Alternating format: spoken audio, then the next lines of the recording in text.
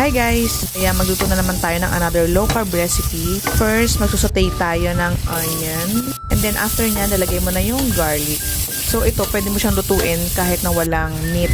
May discover kasi ako ditong bilihan ng gulay sa may kalumpit lang and mura yung gulay. So yan, marami kaming biniling gulay. So yan yung kakainin namin. Next, lagyan natin ng tomatoes and bell pepper. So pwedeng red or green bell pepper. After that, una natin yung gulay na medyo matigas yung matagal maluto. So yan yung stem ng cauliflower and carrots. Isasabay ko na rin dyan yung young corn.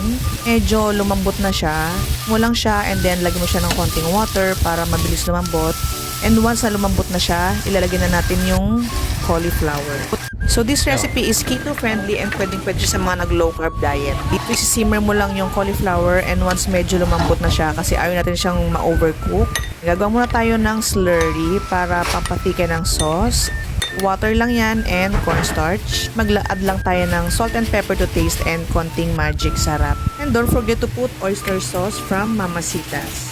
So, tansyahin nyo lang yan kung gano'ng karaming oyster sauce yung ilalagay ninyo. Depende na sa preference ninyo. Kapag okay na yung oyster sauce, pwede kayo mag-add ng konting sugar para medyo sweet siya. And last, ihuli natin yung chicharo para hindi siya ma-overcook since madali lang yan maluto. And lagyan natin yung slurry na rin. Once na nag-boil na yan, na siyang i-remove sa pan. So, luto na yan guys. So, kung gusto nyo may meat, pwede nyo siyang lagyan ng chicken or liver.